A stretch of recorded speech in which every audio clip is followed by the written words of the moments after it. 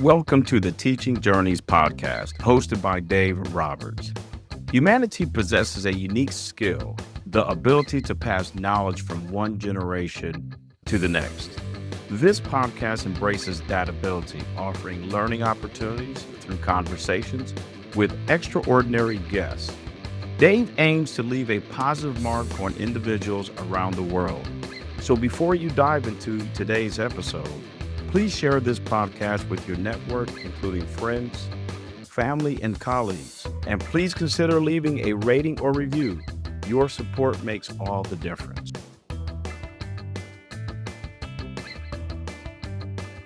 Hi, everyone, and welcome to another episode of the Teaching Journeys podcast. I'm your host, Dave Roberts, and today it is my pleasure to have as my guest Janice V. Johnson Dowd. Janice is an author, speaker, and retired social worker with 20 plus years in family therapy and addictions, and a mother of four.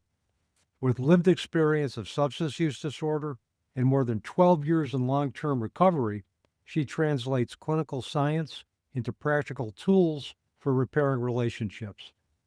Janice is the author of Rebuilding Relationships in Recovery and writes the blog Finding Serenity in Sobriety. A frequent presenter at National Association for Social Workers and Addiction Recovery conferences, as well as a regular podcast guest, she speaks on family repair, recovery, and mental health topics. Her work blends evidence-informed practice with real-world scripts to help families and providers move from crisis to connection. Janice, welcome to the Teaching Journeys podcast. It is a pleasure having you on the program today. Thank you. I'm very happy to be here.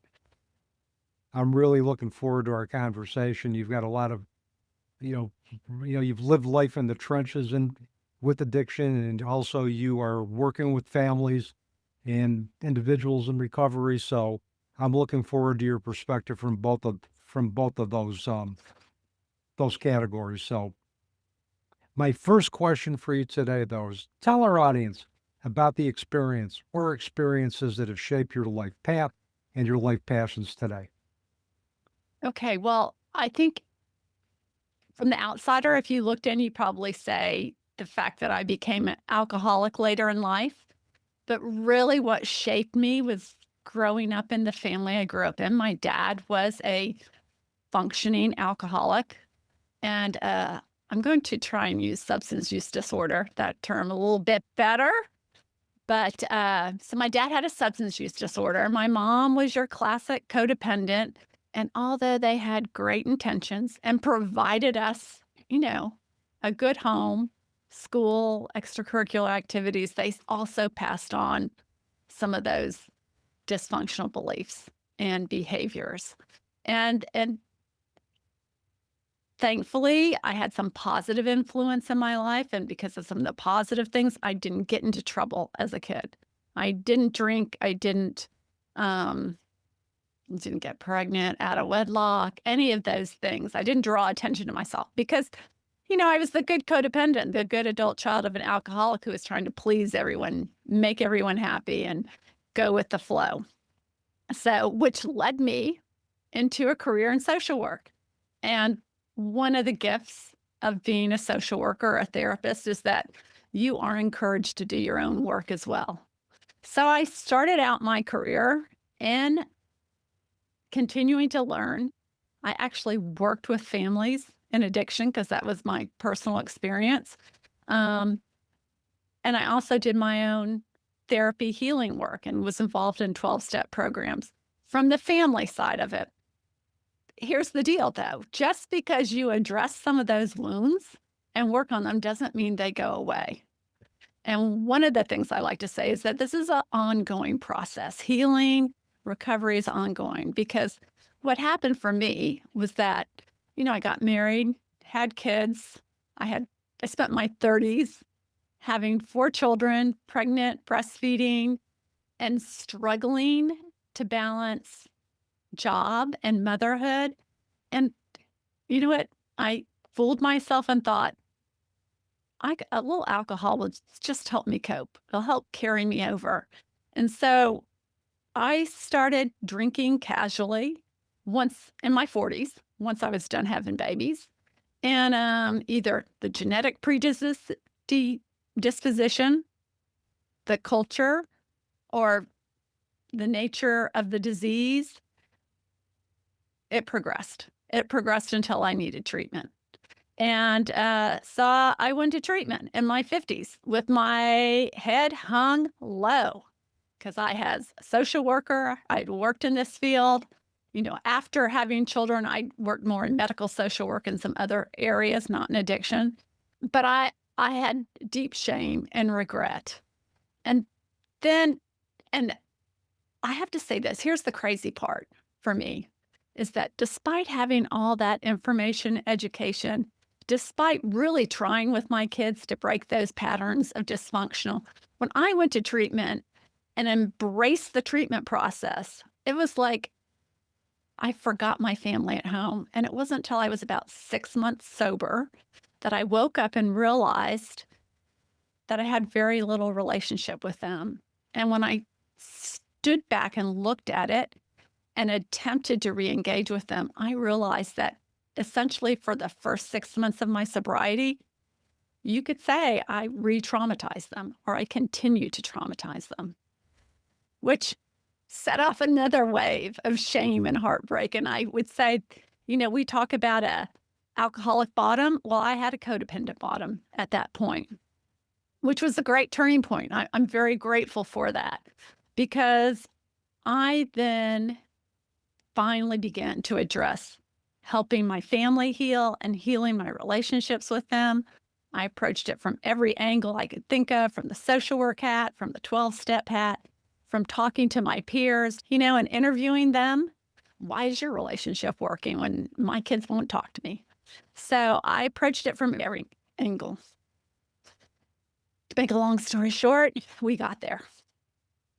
And, a big part of recovery is giving back, spreading the message. So kind of naturally became my platform every time early on that I had an opportunity to speak, whether it be at a 12-step conference, going to a recovery residence or a treatment center. I always talked about the importance of engaging your family earlier in treatment and things you can do and help providing tools. And it just evolved. It evolved into the book and now into everything I do, into teaching and speaking and talking about it on podcasts. I'm passionate about it because, again, here's the problem. I grew up in a dysfunctional family. I became a social worker. I understood the concepts, but I still repeated the patterns. They looked different. I weren't the exact same patterns that my parents had raised me with, but it was still there. And here's a quick, for example. In the family I was raised in, both my parents were children of immigrants and grew up working on farms, and there are distinct roles for women versus men, and women were not as important as men. Okay, so I grew up being less than in my family because I was a girl. I was determined not to do this with my daughter, However, looking back, I can still see there was messages, subtle messages that we passed on to her and not intentionally. And one of an example of that might be there were different rules in our house for girls than boys when it came to going out and dating and things like that. Subtle, but pass those things down. And in my zeal to be like, Katie, you can do anything. I am woman, hear me roar. I think there's that underlying message that, well, one, there's pressure to be able to succeed, but also like you have to make up for something that's lacking in a woman. Does that make sense? Yeah, it makes sense to me. In my career as an addiction professional, I worked with a lot of individuals who said I would never have the relationship that my parents had. So if the father was like dominant, the mother was kind of like passive, they would find a mate that was dominant and they would be passive. So it was a different kind of dysfunction.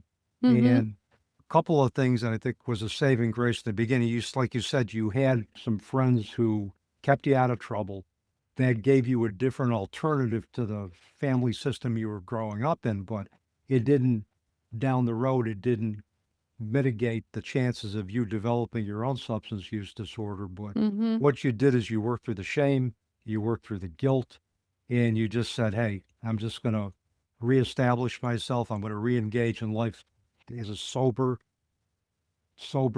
individual. And Mm-hmm. I am going to help other individuals who are struggling with their own substance use issues. And that's what it's about, is that we transcend our own tragedies, whatever that is, and we find meaning again. And the thing that, as an addiction professional, that I wanted to make other individuals understand is, look, you can't measure an individual's value in life with endpoints. You can't, it's not a black and white thing with individuals with substance use disorder. They may have had 10 years, 5 years of sobriety where they were doing great service work and they relapsed. But Mm-hmm. does the relapse eliminate the 5 or 10 years that they were sober and did service work? No. It just, let's take a look at those 5 or 10 years, see what was going well for you, and let's see if we can translate this to now and get you back on track.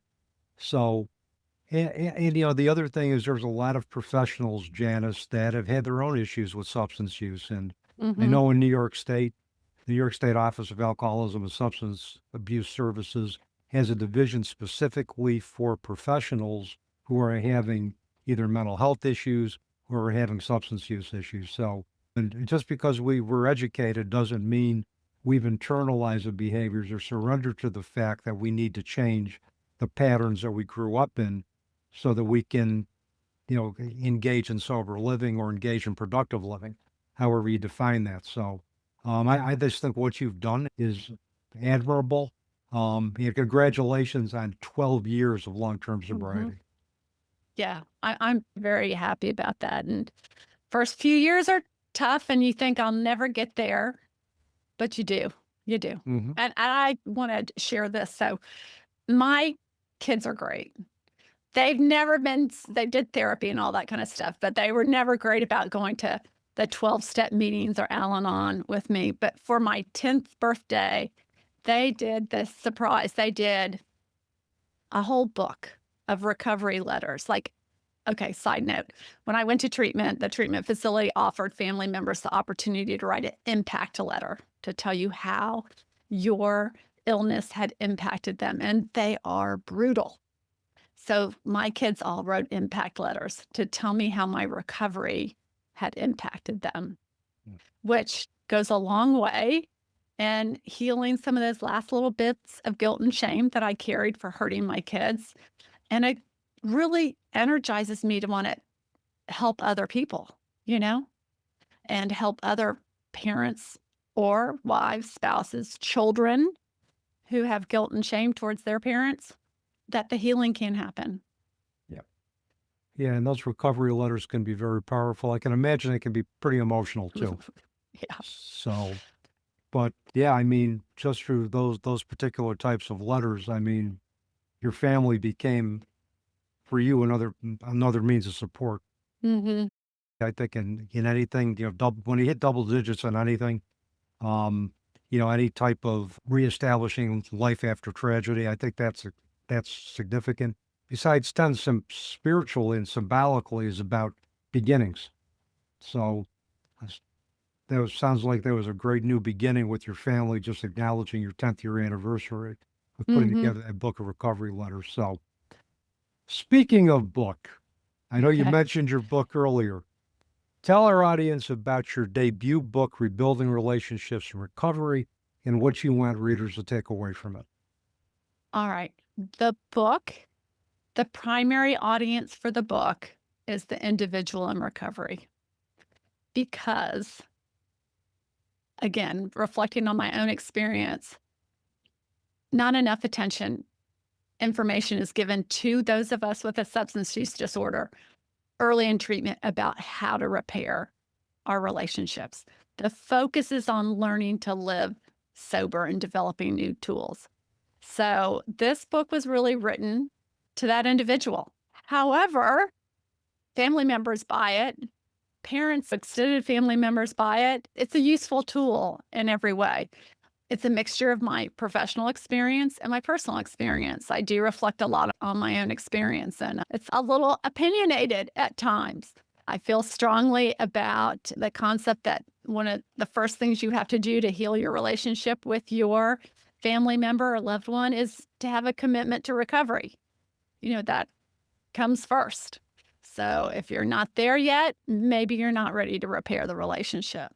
But the book has a little history, a very easy to understand explanation of the disease concept, an aspect of assessing what your relationship looks like, tools. I discuss grief, surrender. I mean, it's a great, easy to read guide, which I'm really proud of.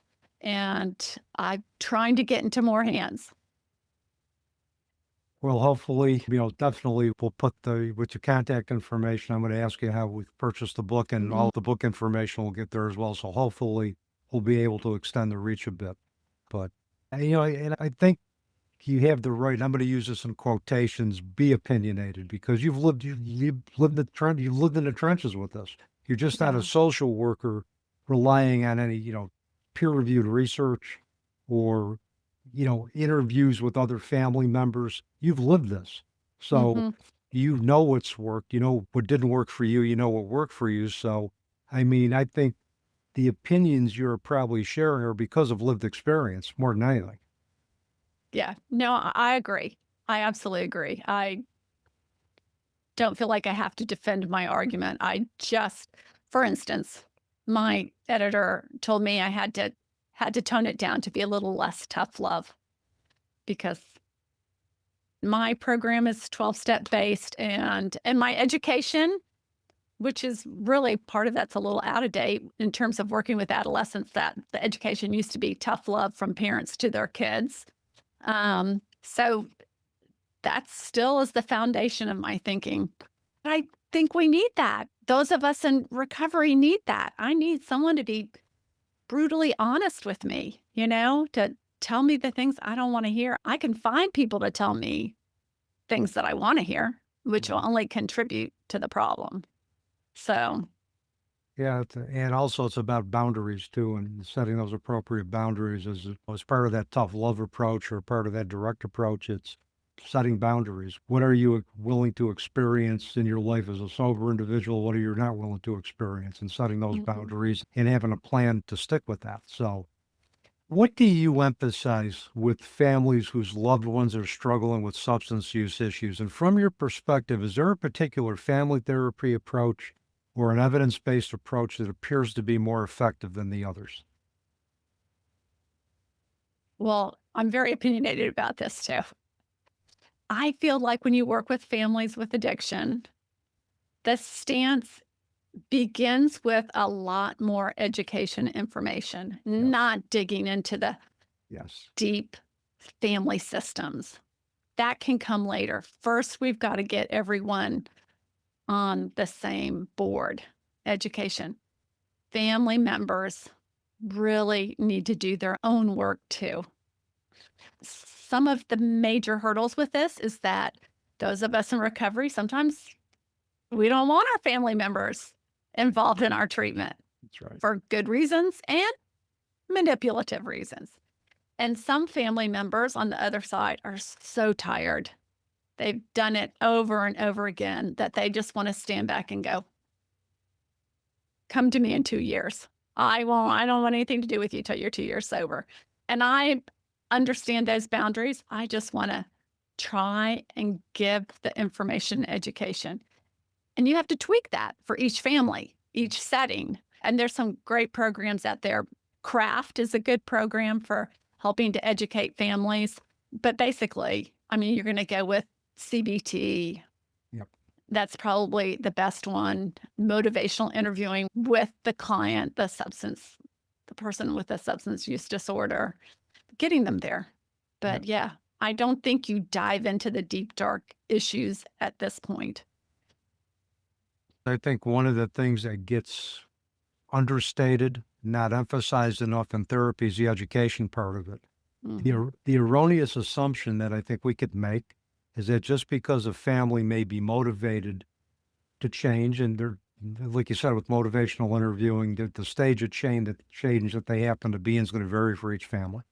But the assumption is that if individuals want to change or families want to change, they're automatically going to know how to do that. Well, if you've come out of situations where healthy coping skills weren't modeled, you're not going to have a clue what to do to change.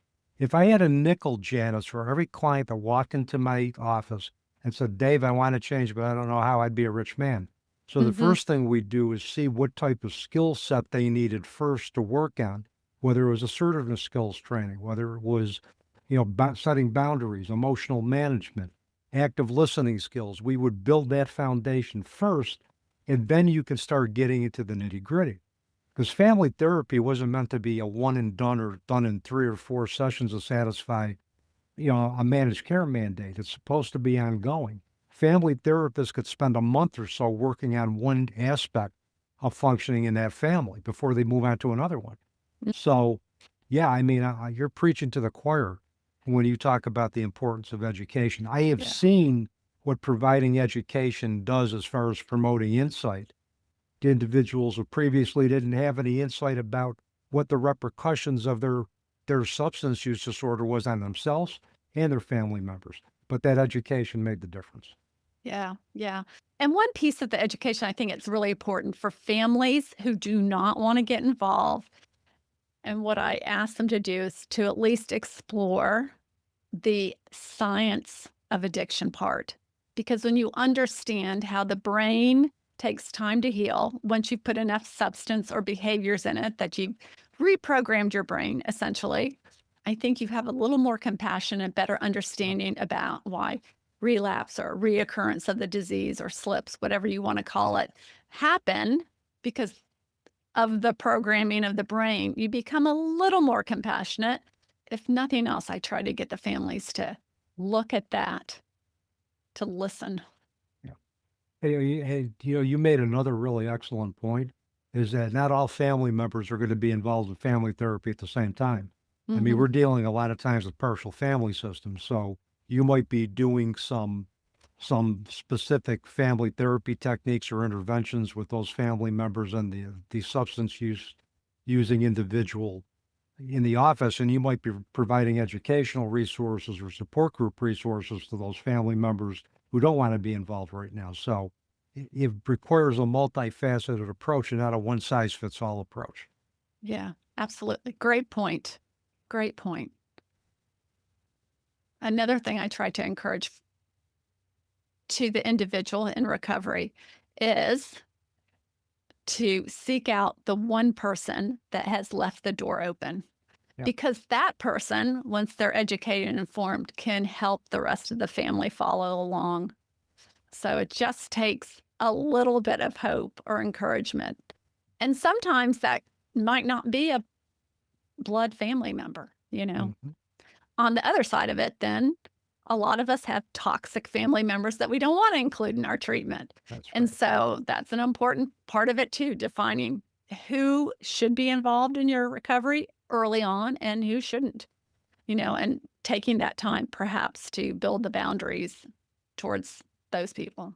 You're right on point, because it's all about empowerment, because addiction and substance use disorder is disempowering for the individual who experiences shame and guilt after multiple relapses, and for the family who basically is heard, why aren't you doing more to do this or to control your loved one's drinking, when in reality they're doing the best they can given the skills that they had and given the hand of cards that they were dealt. Right. Yeah. So I want to talk a little bit about the unique needs of women, because I think we talked about this in our pre-call. What are the unique needs that women face, and how can therapists be best responsive to those needs? I think it's good to have another same-sex therapist if we're talking about the unique needs. And especially also if your peers, sponsors, even more so, is to get that support that way. And that, I'm not saying that men can't get it or can't do it, but like for me, I will respond better to a woman. And this may be personal and it may not have any scientific backing to it, but let's start at something that's easy. So I think that's a unique need. Now, if we're talking about women in recovery, I think that a lot of us, let's just anyone who's had a substance use disorder has had some type of trauma, either trauma that fueled the substance disorder or trauma that resulted from it. So one of the things that I feel strongly about is identifying those things, but not necessarily diving into them too early. So you want to work on learning those, like you said earlier, whether it's coping skills, establishing boundaries, living life on life's terms, just your sobriety skills, work on building those before you dive into the deeper traumas. Doesn't mean you can ignore them or put them off forever, because that certainly fueled my codependency bottom. I was like, I don't want to deal on those family of origin issues. But until you're ready, until your recovery is strong enough to handle digging some of that stuff up, I think you should hold off. And then the other top issue is, the whole struggles with parenting, and unique. And that can come even for the women who don't have kids, and they may still have issues with their own moms. I mean, it's multi-layered. Yeah, I would agree, and I would agree with you on the same-sex therapist. And here's why for me, from my own perspective. Now, I've worked with women in early recovery in my role as an addiction counselor. Mm-hmm. But one of the first things I would tell a female that was assigned to me, I said, look, if you're uncomfortable with me being a male therapist working with you at this stage in your recovery, we'll get you switched right now. Mm-hmm. Or if you're comfortable with me, but feel that you need to talk to another female therapist on my team about issues that you don't feel comfortable talking with me about, we work together as a team. By all means, go ahead and do what you need to do to empower yourself to get the treatment that you need. The other part of it, though, is one of the things that a lot of women that I worked with came in with were abuse histories, whether it's domestic violence histories, sexual abuse histories, and who are the perpetrators? We're talking about heteronormative relationships where the male typically was the perpetrator. Mm-hmm. So with her, even with the woman in recovery, early recovery, substance using woman being assigned to a male, that automatically is going to create safety issues for her, because she might lump me into every other male who's abused her. So I have to acknowledge that and be mindful of that. And I tend to look at myself as being a pretty androgynous male. I don't think I'm threatening to anybody, but, at the same time, I'm a male. And so that in and of itself, that association is going to automatically stimulate some fear, some reticence to engage in treatment. So my job is to create safety by letting her know that I'm safe and communicating that in some way to her so she understands that, but also understand that I'm here to make sure that your all needs are taken care of. And if that means you need to talk to somebody else other than me, and particularly a same-sex therapist, by all means, we're going to set that up. Mm-hmm. Yeah, absolutely. Absolutely. Yeah. People ask me over and over again, like, what are the first steps in healing my relationships with my family? And safety is the first step. And there's a bunch of different ways to show it, but I'm glad that you brought that up. And that's true for our therapeutic relationships too. We want safety, then we build connection. That leads on to the further things. And I like to say with families, you begin with safety, creating safety. And I could talk about what that looks like. Working on connection, and then inspiring some hope. So, yeah, talk a little bit about what safety looks like for families as opposed for individuals.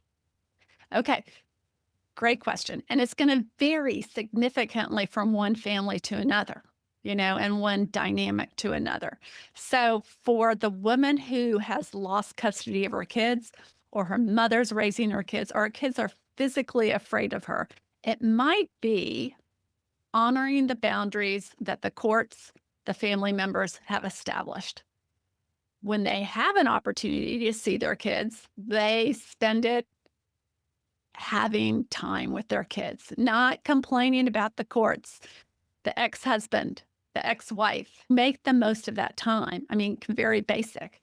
For a family like mine, and that, I don't know, I guess they were a little afraid of me. They were probably afraid of my temper, but not of physical violence.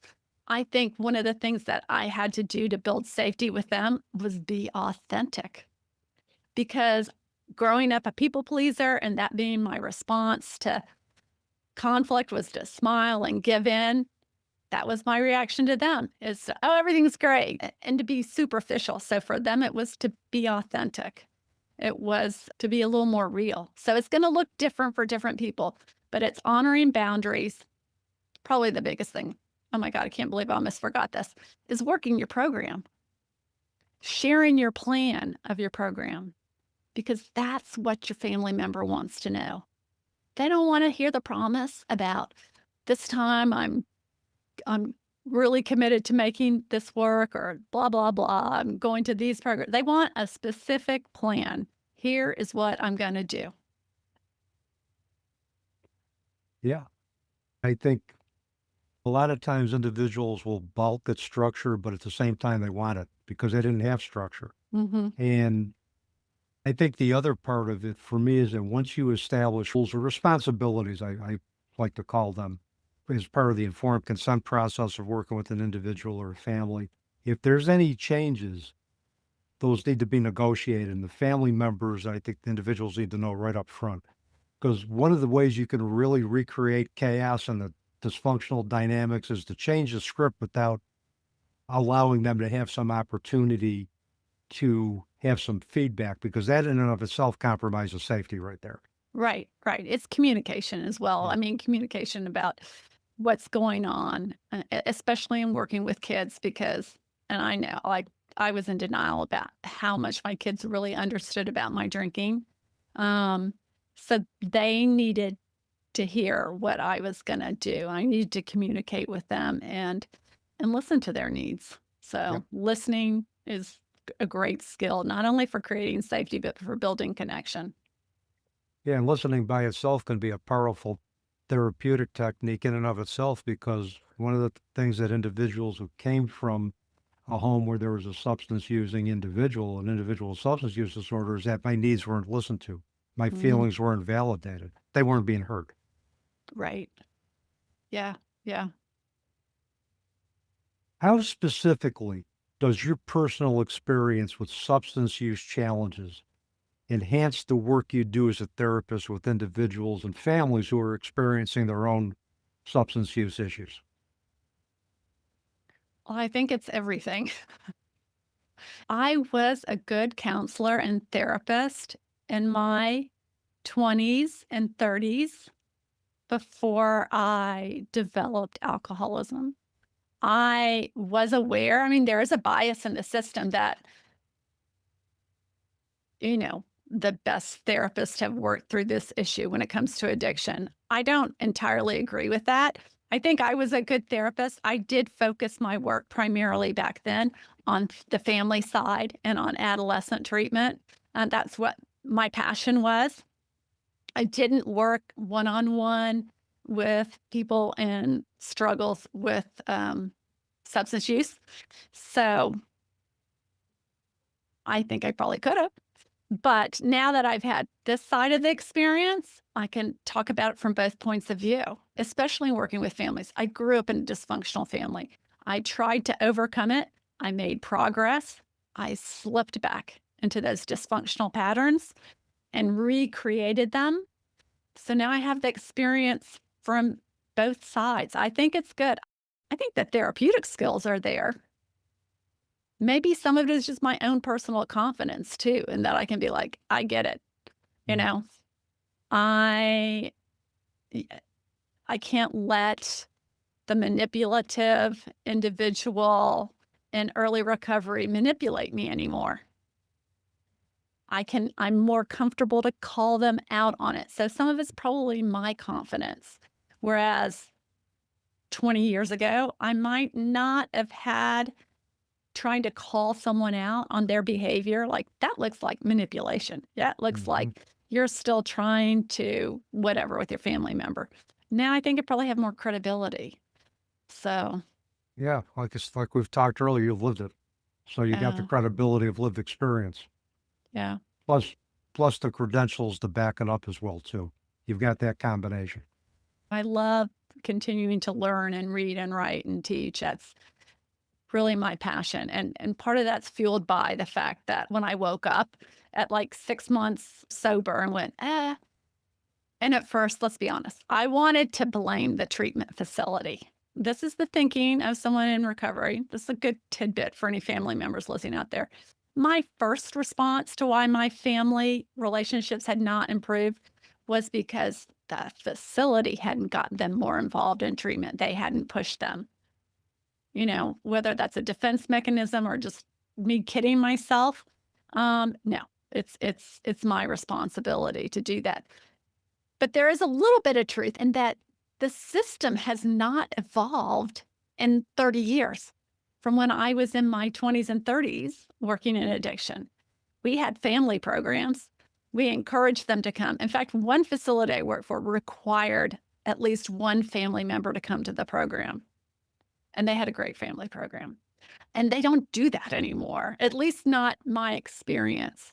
So there is some truth in that, is that families are not aggressively encouraged to get involved.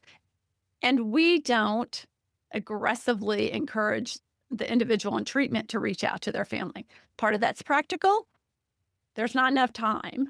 Part of that is financial. Family programs don't typically get reimbursed. Inpatient treatment does not get reimbursed as well as like partial PHP programs, partial hospitalization programs. Yep. So part of it's profits and dollars. My agenda, though, is, especially when I talk at treatment facilities, let's plant the seed. Let's start introducing this idea. Let's at least get the family the basic education. And thank God there's a number of ways we can do that. Now we have Zoom, So have family members sit in on a Zoom call or watch a pre-recorded video about the disease concept. I mean, there's things that we can do now. So.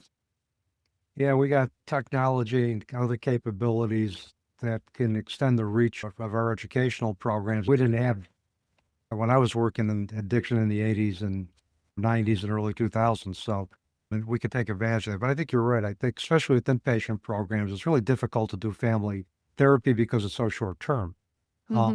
Family programs are typically based on cyclical educational programs that are just tailored to groups, but it's really difficult because of the short-term stays and also the emphasis with managed care and insurance for shorter inpatient stays because they're more expensive, and the need to continually get more people into treatment. I think that's cut down the quality of programming and the depth of programming that can be offered across the country. So hopefully down the road that'll recycle and they'll see the need for more substantive education, both for substance users and their families. So, right. It's crucial really for breaking the patterns. We are still 30 years ago is like, I don't want kids to have to go through what I went through.